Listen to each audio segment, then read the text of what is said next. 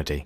Like me, until recently, you may find that while you plan to have a productive Saturday, you instead spent it on YouTube and Facebook and agar.io and other sites and got nothing done. Why?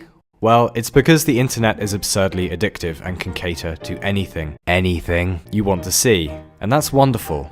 However, at the advanced, practically terminal age of 27, I remember a time when the internet was a luxury, and if you were on the internet, friends couldn't phone your house, so you used it sparingly. People in chat rooms were polite, usually, even the creepy old men, because it felt like you were part of some new frontier that was going to change the world. The net was a tool back then that you usually only turned on to do something specific with, and it was amazing. Now, the net is incredibly sophisticated and you can do bloody anything with it. However, this also came with a downside that looked like an upside, which is that most of us are permanently connected to it via our phones. Just as I am guilty of, you may find that in the morning, before even brushing your teeth or making a cup of coffee, you check your emails. And if you think about it, that's kinda fucking crazy.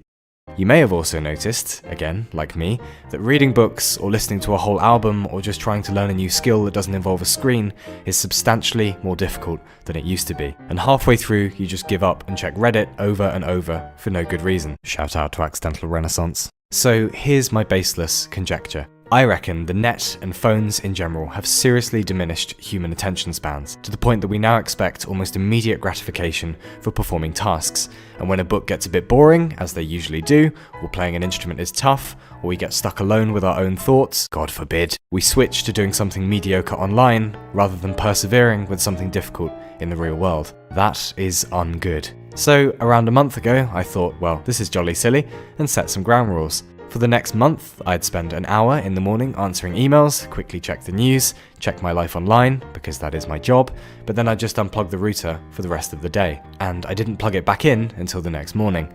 I went and bought a load of books I've been meaning to read for ages, made an effort to go and see friends in the evening, and every Saturday or so I would go back through my subscriptions and have a watch of YouTubers I was really into, and the internet began to feel like a treat again. For the first day or two it was a bit weird, and I could feel there was a kind of instinct to reach for my laptop every time I felt bored. But soon enough, your brain works out there's no point, because it knows it's no Wi-Fi o'clock, motherfucker! And sure enough, tasks requiring concentration get easier, because you learn that you can't just escape into the lovely, fuzzy, warm oblivion of the internet. And on top of that, you realise, or I certainly did, that for a very long time now, you've been sacrificing productive time, or just an hour to have a think about your life, for the sake of watching something you don't really give a shit about out of fear of being bored. Fast food is delicious, but you're not supposed to eat it for every fucking meal.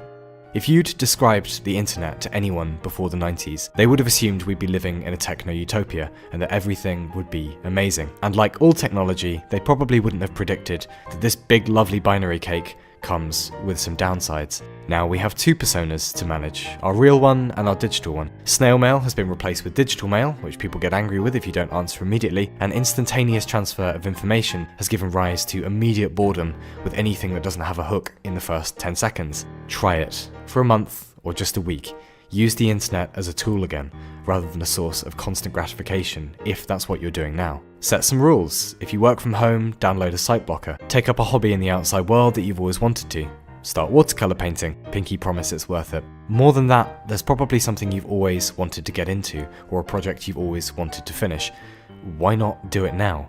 You'd be amazed at what you can concentrate on when you're suddenly not obliged to check what everyone's been having for lunch that day, or what certain presidents have been tweeting recently. It's a bit worrying if this is a growing trend. I know people who can't sit through movies without playing Candy Crush or checking Twitter. Games and the net are only going to get more alluring as time goes on. The problem isn't going away.